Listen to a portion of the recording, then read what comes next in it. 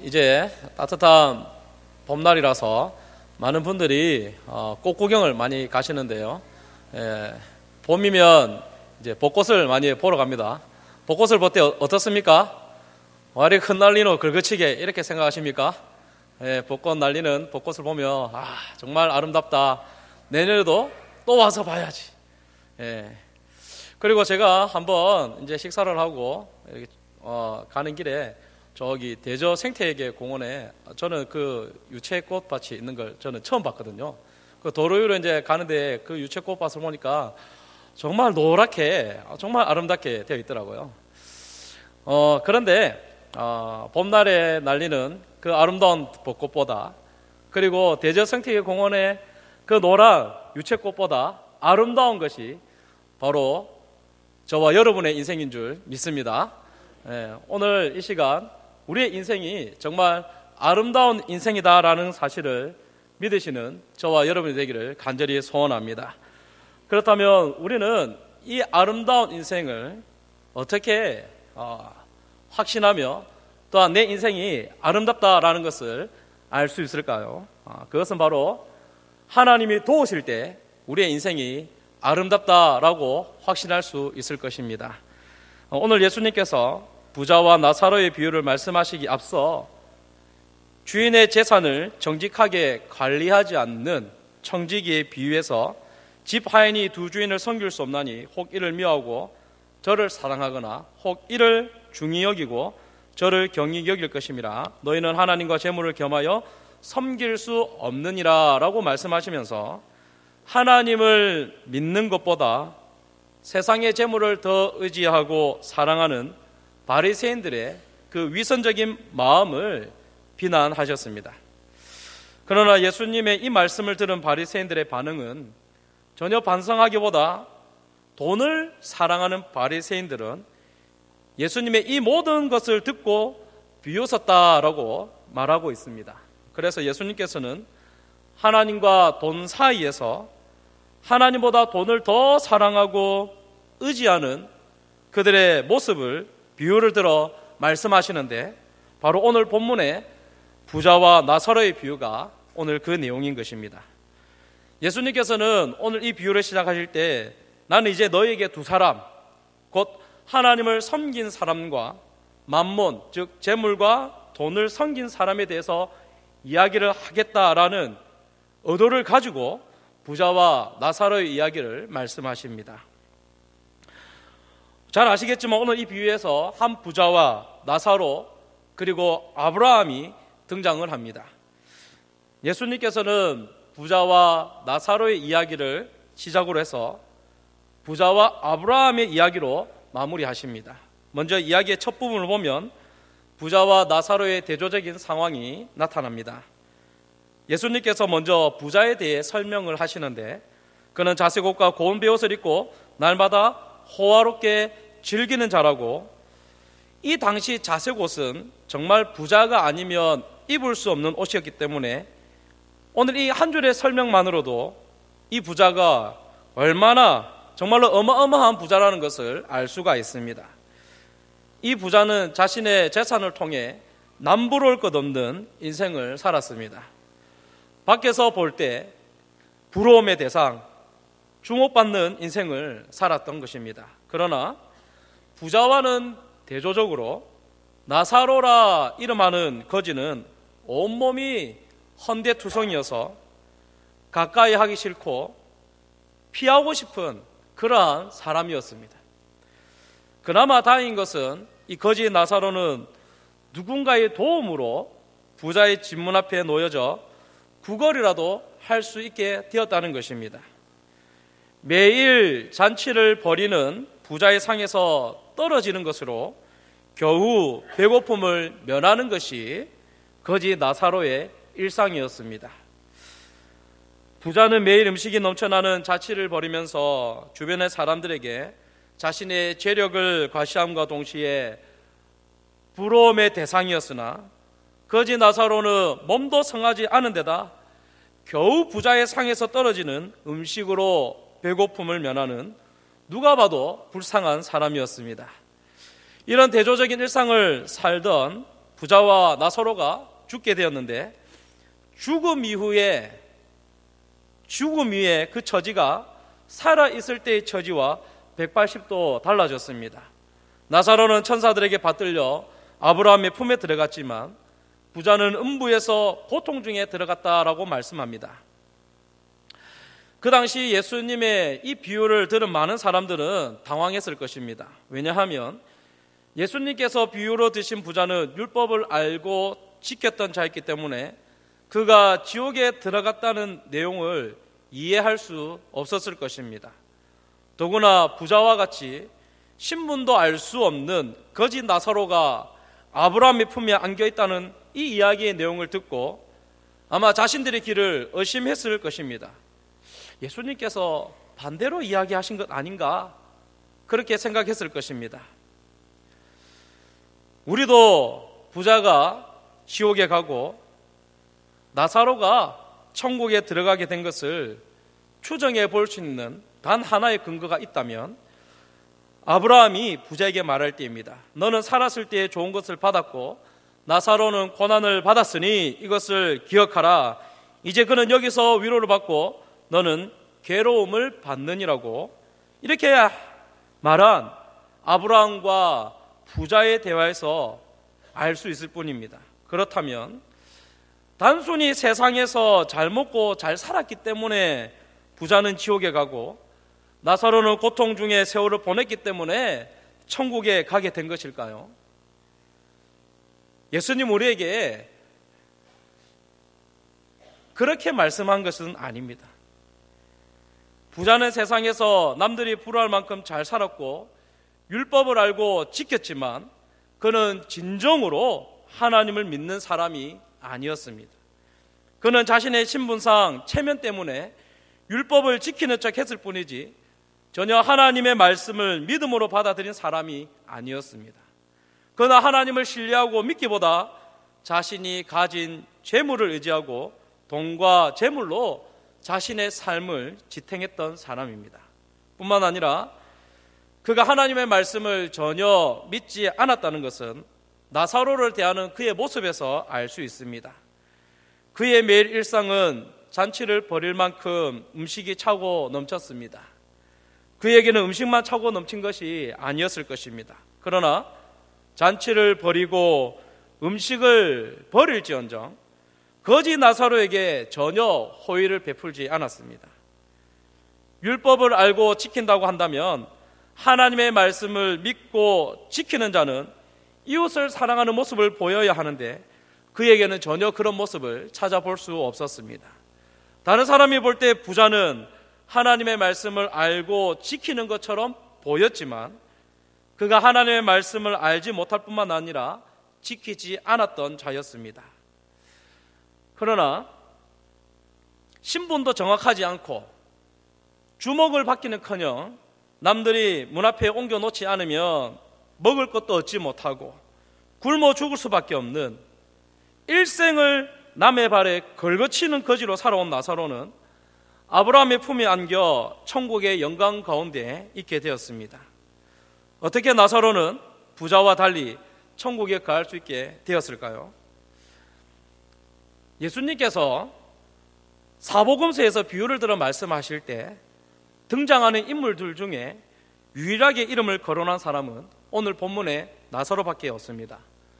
여러 비유들이 등장하지만 사마리아인, 바리새인, 아버지, 맏아들, 씨 뿌리는 자, 어떤 임금, 한 집 주인 이렇게만 나와 있을 뿐이지 이름이 구체적으로 거론된 적이 전혀 없습니다. 하지만 오늘 이 비유에서는 예수님께서 특별히 나사로라고 이름을 언급하십니다. 그러므로 나사로의 이름을 언급하셨다라는 것은 그의 이름에 특별한 의미가 있음을 말해주는 것입니다. 그의 이름을 히브리어 뜻으로 해석을 하면 하나님의 도우심을 입다라는 뜻을 가지고 있습니다. 즉 나사로는 그의 이름에서 알 수 있듯이 그가 아브라함의 품에 안겨 천국에 들어갈 수 있었던 것은 바로 하나님이 그를 도우셨기 때문입니다. 이 사실은 천국에 들어갈 수 있는 것은 바리새인들과 같이 율법을 잘 지키고 율법에 대한 지식이 많아서 천국에 들어갈 수 있는 것이 아니라 천국은 하나님의 은혜로만 들어갈 수 있음을 말씀하고 있는 것입니다. 그리고 정말 아름다운 인생은 바로 하나님의 은혜로 천국을 소유한 자가 이 땅에서 아름다운 인생이다라고 말씀하고 있습니다. 비록 나사로가 거지였지만 하나님의 도우심으로 천국을 소유하게 되었기에 그의 인생이 실패한 인생이 아니라 진짜 실패한 인생은 모든 것을 가졌으나 하나님의 은혜 없이 살아간 부자의 인생이 정말로 실패한 인생, 헛된 인생을 산 것입니다. 그래서 솔로몬이 전도서에서 말씀하기를 모든 것이 헛되고 헛되니 모든 것이 헛되도다라고 말한 그 진짜 의도는 하나님 없이 행하는 모든 것은 헛되도다라고 말하는 것입니다. 그러므로 우리의 인생이 정말로 아름다운 인생이 되기 위해서는 거지 나사로와 같이 하나님이 도우시는 인생, 하나님께서 함께하는 인생이야말로 정말로 아름다운 인생임을 기억하셔서 하나님의 은혜를 입고 천국 소망에 확신이 있는 아름다운 인생을 살아가는 저와 여러분이 될 수 있기를 바랍니다. 그렇다고 한다면 천국 소망을 가진 아름다운 인생은 구체적으로 어떻게 살아가는 것일까? 정말로 아름다운 인생을 우리가 어떻게 구체적으로 살아낼 수 있을까라는 것입니다. 그것이 이제 나머지 아브라함과 부자의 그 대화를 통해서 우리가 알 수 있는데, 무엇보다 천국 백성의 아름다운 모습은 철저히 교만과 위선을 버려야 합니다. 그리고 그러한 교만과 위선이 발견될 때 우리는 회개해야 합니다. 부자가 이제 음부에서 고통 가운데 눈을 들어 바라보니 저 멀리서 아브라함과 그리고 그의 품에 안긴 나사로를 발견하게 됩니다. 그런데 자기가 있는 그곳이 너무나도 고통스러워서 아브라함에게 요청을 합니다. 요청을 할 때 나를 긍휼히 여기시사, 첫 마디는 너무나도 괜찮았던 것 같아요. 나를 긍휼히 여기시사. 그러나 그 뒤에 말을 보면 나사로를 보내어 그 손가락 끝에 물을 찍어 내 혀를 서늘하게 하소서라고 말을 합니다. 오늘 이 부자가 정말로 자기를 긍휼히 여기기를 바란다고 한다면 나사로를 보내요 라는 것은 여전히 살아있을 때에 이 거지를 아랫사람 취급하듯이 지금 대하고 있는 것을 지금 여기서도 보여주고 있는 것입니다. 그리고 그 손가락 끝에 물을 찍어 내 혀를 서늘하게 하소서라고 말할 것이 아니라 정말로 나를 긍휼히 여기시사, 주님께서 나를 긍휼히 여기셔서 내가 이 시간 내 혀를 적시는 것이 아니라 내 혀를 통하여 내 죄에 대해서 회개합니다. 내가 지난날 하나님의 말씀을 따른다고 하였지만 진실로 믿지 못하고 외식하였던 나의 모습을 용서하여 주시옵소서라고 말하는 것이 그가 먼저 해야 될 말이었던 것입니다. 그러나 그는 여전히 자기의 불평과 불만만을 이야기하고 있습니다. 이 불꽃 가운데서 괴로워하고 있다라고 이야기를 하고 있는 것입니다.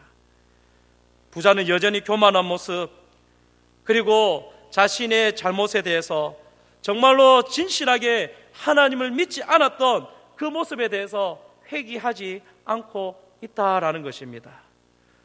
오늘 우리가 천국 소망을 가진 아름다운 인생은 하나님의 은혜가 없이는 살아갈 수 없는 인생이라는 것을 깨닫고 우리가 하나님만을 진실하게 믿고 의지하는 자가 되어야 될 것입니다.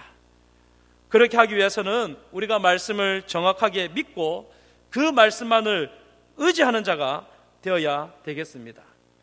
제가 앞선 처음에 이야기할 때에 이 부자는 하나님의 말씀을 잘 지켰던 자다라고 이야기를 했습니다. 그 근거는 무엇입니까? 바로 이 부자가 아브라함을 부를 때 아버지 아브라함이여라고 불렀다라는 것은 그 자신이 아브라함의 후손이다라는 것을 지금 말하고 있는 것입니다. 아브라함의 후손이다라는 것은 자기가 율법을 잘 지키고 따랐던 사람, 율법을 어기지 않았던 사람이다라고 지금 알리고 있는 것입니다. 그러나 그가 아브라함의 후손이었으나 껍질만 후손이었지 속은 전혀 후손이 아니었음을 알 수가 있습니다. 왜냐하면 그는 말씀에 대해서 전혀 믿지 않았기 때문입니다. 오늘 부자가 음부의 고통 중에 있을 때 그 고통을 알았기에 부탁을 합니다. 뭐라고 부탁을 합니까? 나사로를 보내어 지금 저기 살고 있는 내 형제 다섯에게 증언하여서 이 고통 중에 오지 않도록 천국과 지옥이 분명히 있음을 증거하게 하여서 죽은 나사로가 살아나서 이것을 알린다면 그들이 분명히 믿을 것이기에 제발 내 형제들만은 여기 오지 않도록 제발 알려달라라고 그렇게 이야기를 합니다. 그러나 아브라함은 무엇이라고 이야기합니까? 모세와 선지자들이 그들에게 있다라고 이야기합니다. 그들에게는 하나님의 말씀, 구약의 39권의 말씀이 그들에게 있는데 그 말씀을 믿지 않으면 아무리 죽었던 사람이 살아나서 천국과 지옥에 대하여 증언한다 할지라도 절대로 믿지 않을 것이다 라고 말을 하는 것입니다. 사랑하는 성도 여러분, 기적은 성경의 메시지를 거부하는 사람들을 납득시킬 만한 특별한 능력이 없다는 것을 우리는 기억해야 될 것입니다. 오늘 우리가 이 땅을 살아갈 때 하나님의 말씀, 이 말씀을 우리가 믿지 않으면 아무리 죽었다가 살아난 사람이라 할지라도 우리는 그것을 믿을 수가 없습니다. 그 사실을 증언하는 것이 바로 예수님께서 부활하셨을 때에 바리새인들은 그 부활하신 예수님을 믿지 않았을 뿐만 아니라 부활하신 예수님에 대해서 증거하는 제자들을 오히려 박해하고 핍박하였기 때문입니다. 그래서 우리는 살아계신 하나님을 진실로 믿는 자들이 되어야 하겠습니다. 오늘 우리에게 주신 살아계신 하나님의 이 66권의 말씀을 진실하게 믿고 의지하는 그러한 성도가 될 때에 이 땅 가운데에 그리고 하나님 나라에 거하는 아름다운 인생을 살아가게 될 줄로 믿습니다. 마지막 세 번째로 우리가 정말로 아름다운 인생을 살아가기 위해서는 어떠한 삶을 살아내야 되겠습니까? 아름다운 인생은 내 삶을 통해 하나님 나라를 증거될 때, 내 삶을 통해 하나님 나라가 확장되어질 때에 정말로 아름다운 인생을 살아가게 되는 것입니다. 오늘 예수님께서 부자와 나사로의 비유를 통해 외식하는 바리새인, 하나님을 의지하기보다 재물을 의지하며 살아가는 바리새인들에게 정말로 하나님의 백성은 누구인가라는 것을 말씀해 주고 계십니다. 하나님의 백성은 하나님의 은혜를 입은 자이며 천국 백성으로서 교만하지 않으며 진실되게 복음을 믿고 말씀만 의지하는 자임을 우리에게 말씀하고 계십니다. 그러나 아름다운 인생을 살아가는 인생은 이것으로 그쳐서는 안 됩니다. 왜냐하면 오늘 예수님께서는 부자와 나사로의 비유를 통하여 천국과 지옥에 대해서 분명히 말씀해 주고 계시기 때문입니다. 오늘 우리가 복음을 전할 때에 가장 껄끄러운 내용이 무엇입니까? 복음을 전하는 대상자에게 죄인이다 라고 말하는 것 자체가 아주 껄끄러울 것입니다. 또 하나는 죽음 이후에 천국과 지옥이 있는데 예수님을 믿지 않는 자는 지옥에 반드시 가게 될 것이다 라는 그 내용을 전하는 것이 껄끄러울 것입니다. 그러나 그것이 우리가 전할 복음이다라는 것을 우리는 잊어서는 안 될 것입니다. 사랑하는 성도 여러분, 우리는 하나님 나라를 증거해야 할 사명을 가지고 이 땅 가운데 태어났습니다. 그렇다고 한다면 천국과 지옥에 대해서 분명하게 증거할 수 있는 자가 되어야 되겠습니다. 오늘 여러분들이 이제 한 주간의 삶을 살아갈 테인데 하나님 말씀만을 의지하며 살아가는 인생, 그리고 말씀을 철저히 믿고 그 말씀을 붙들고 살아가는 인생이 되기를 간절히 소원합니다. 그렇다고 한다면 우리에게 말씀해 주신 천국과 지옥에 대해서도 분명하게 증거하는 삶을 살아낼 수 있는 저와 여러분이 될 수 있기를 간절히 소원합니다. 그래서 여러분들을 통하여 증거되어지는 하나님의 나라, 그리고 우리를 통하여 확대되어지는 하나님의 나라가 이 땅 가운데 넓어짐으로 말미암아 정말로 아름다운 인생을 살아내는, 하나님으로부터 정말로 우리의 인생이 아름답다 칭함을 받는 저와 여러분의 인생이 되기를 주님의 이름으로 축복합니다.